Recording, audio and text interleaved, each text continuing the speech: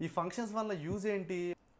built-in functions because they come along with the Python language itself. వాటిని built-in functions ఎందుకు అంటున్నాము? Already Python లాంగ్వేజ్ని develop చేసినోడే ఈ ఫంక్షనాలిటీని కూడా ఇంప్లిమెంట్ చేసి దానికి ఒక నేమ్, అందుకే వాటిని built-in functions అంటున్నాము. అట్లాగే ఆడిచ్చినయే కాకుండా we can also create functions those perform specific task, those are called user defined functions. ఇప్పుడు ఆడిచ్చిన వాటిని మాత్రమే వాడుకోవాలి, ఇంకా మీరేం చేయడానికి కుదరదంటే లాంగ్వేజ్ యొక్క లిమిటేషన్ ఉంటుంది. అట్లా కాకుండా మనం కూడా మనకు కావాల్సిన దాన్ని డిఫైన్ చేసుకోవచ్చు. ఒక కంపెనీలో మనం పనిచేస్తున్నామండి, మనం ఒక ఫంక్షనాలిటీని చేస్తున్నాం, మనతో పాటు ఇంకో 30 మంది 40 మంది 50 మంది కూడా అదే ఫంక్షనాలిటీని మల్టిపుల్ టైమ్స్, అదే కోడ్ని మల్టిపుల్ టైమ్స్ రాస్తున్నారు.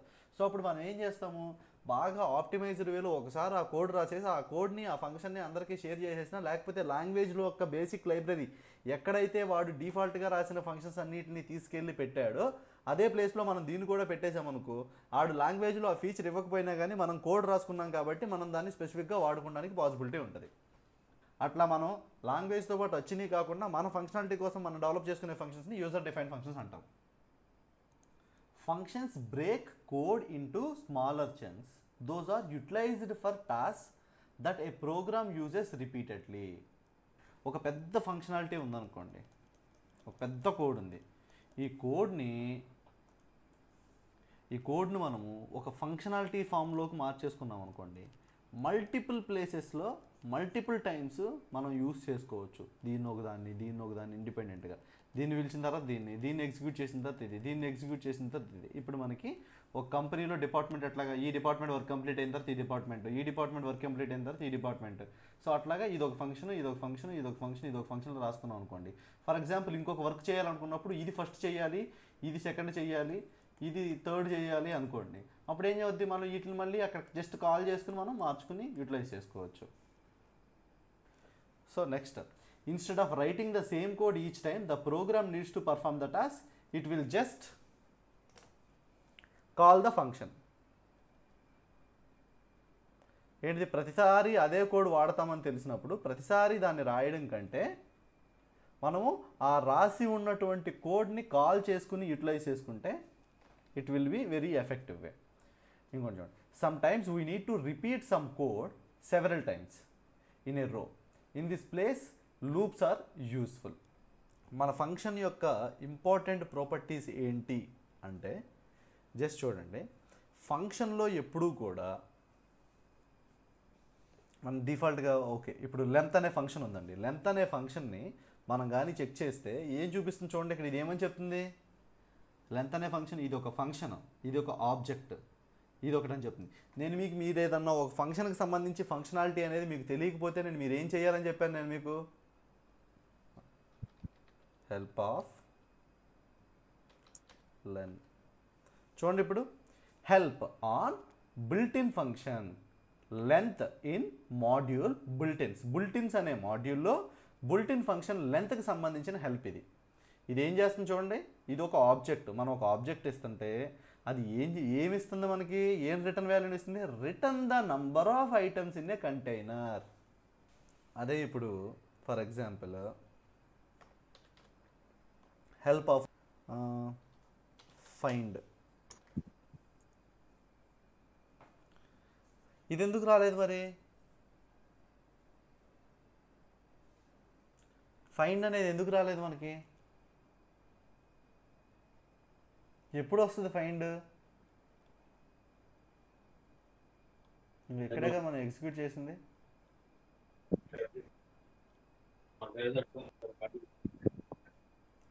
ఇదేంటిది, ఇందాకడవి ఇన్బిల్ట్ ఫంక్షన్స్, ఏంటి దీనికి ఒక పేరు చెప్పాను కదండి నేను మీకు,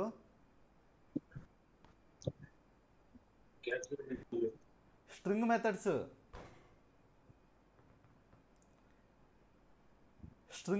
ఇప్పుడు ఇన్బిల్ట్ ఫంక్షన్స్ అన్నిటికీ పనికొచ్చాయి. అయితే ఈ స్ట్రింగ్కి సంబంధించిన ఆపరేషన్స్లో యాక్టివ్ అయ్యాయి స్ట్రింగ్ మెథడ్స్. ఒకసారి చూడండి, built in function find, method of built ins string instances. Sub string ఎక్కడి నుంచి ఎక్కడి వరకు చెక్ చేసుకోవాలి, integer. Return the lowest index in s where sub is found such that sub is contained within the string optional arguments that are interpreted as a slice notation, return -1 on failure. ఓకేనా, క్లియరా?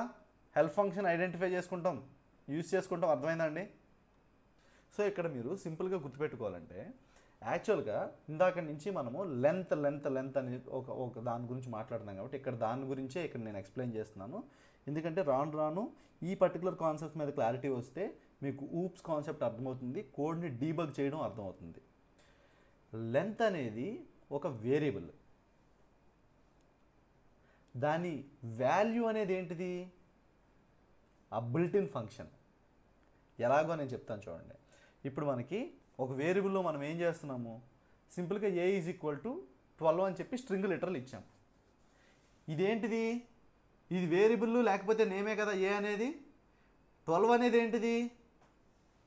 ఏకి assign చేసే value, అంతే కదా? ఇప్పుడు ఇక్కడ చూడండి, దాని టైపు స్ట్రింగ్ అని వచ్చింది. ఈ లెంత్ అనే ఫంక్షన్ ఏం చేస్తుంది? దాని లెంత్ని ఐడెంటిఫై చేస్తుంది. లెంత్ని ఐడెంటిఫై చేసింది. ఇక్కడ చూడు, ఈ లెంత్ అనే దాని టైప్ ఏంటి అని చెప్పి చెక్ చేస్తే ఏ టైప్ అండి అది? Built-in function are method. ఒకసారి ఇక్కడ చూడండి, మళ్ళీ క్లియర్గా చూడండి. Length is a variable and it's value is a built-in function. How int, string, float, bool and complex, all these have types like length also has its type, that is built-in function or method.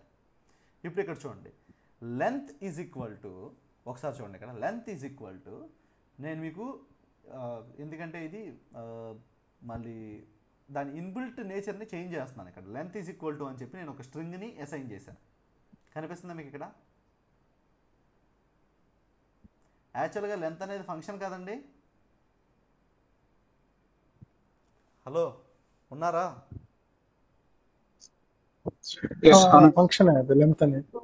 Length అనేది ఒక function కదా.